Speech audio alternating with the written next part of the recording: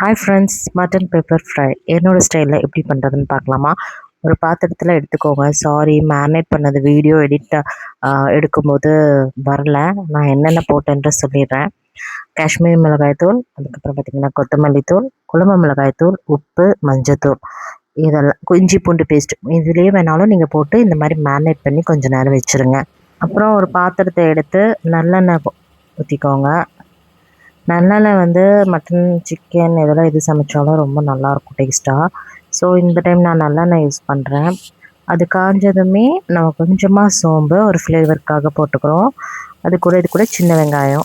சின்ன வெங்காயம் இல்லைன்னா நீங்கள் பெரிய வெங்காயம் கூட யூஸ் பண்ணிக்கலாம். பட் சின்ன வெங்காயம் வந்து ரொம்ப டேஸ்ட்டு கொடுக்கும். கருவேப்பிலை இதை போட்டு நல்லா மேரினேட் பண்ணிக்கோங்க. சாரி, நல்லா ஃப்ரை பண்ணிக்கோங்க. இது கூடவே நான் வந்து இங்கே இஞ்சி பூண்டு பேஸ்ட் சேர்த்துறேன். சப்போஸ் நீங்கள் அந்த மேரினேஷன் அப்போவே சேர்த்திருந்தா இந்த டைம் அவாய்ட் பண்ணிக்கோங்க. ஓகேங்களா? அப்புறம் இது நல்லா சாட்டே ஆகணும். சாட்டே ஆனவுடனே நம்ம ஆல்ரெடி மேரினேட் பண்ணி வச்சுருக்கிற அந்த மட்டன் லிவரை எடுத்து நம்ம இதில் சேர்த்திடணும்.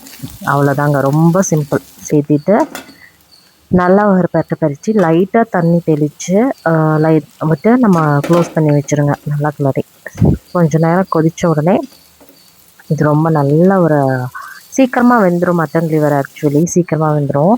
இந்த மாதிரி கொஞ்சம் நேரத்துலேயே நமக்கு வந்து வெந்து வந்துடும். அதுக்கப்புறம் ஓப்பன் பண்ணி கொஞ்சம் நேரம் விடுங்க. அப்போ தான் வந்து நமக்கு ட்ரையாக கிடைக்கும், கொஞ்சம் செமி ட்ரையாக கிடைக்கும். ஸோ சாப்பாட்டுக்கு, சப்பாத்திக்கு இந்த மாதிரி எதுக்கு வேணாலும் நம்ம தொட்டு சாப்பிட்லாம். குழந்தைங்களுக்கு கொடுங்க, ரொம்ப நல்லது. ஸோ கொஞ்ச நேரத்துலேயே வந்து உங்களுக்கு நல்லா ஓப்பன் பண்ணி நீங்கள் ஃப்ரை பண்ணும்போது இந்த மாதிரி ஆகிடும். லாஸ்ட்டாக பெப்பர் பவுடர் போடுங்க. உங்கள் காரத்துக்கு ஏற்ற மாதிரி போட்டுக்கோங்க பெப்பர் பவுடர். ஆல்ரெடி நம்ம இஞ்சி பூண்டு பேஸ்ட்டு, அதுக்கப்புறம் மிளகாய்த்தூள் எல்லாம் போட்டிருக்கோம் இல்லையா? அதனால் அதை பார்த்துட்டு போடுங்க. செம்ம டேஸ்ட்டாக இருக்குங்க. இது செய்கிறப்பவே ஒரு நல்ல மனம் வரும். அதுவே நமக்கு நல்லா டெம்ப்ட் ஆகிடும் சாப்பிட்ணுன்னு சொல்லி. ஸோ ட்ரை பண்ணி பாருங்கள். ட்ரை பண்ணி பார்த்துட்டு கமெண்ட் பண்ணுங்கள்.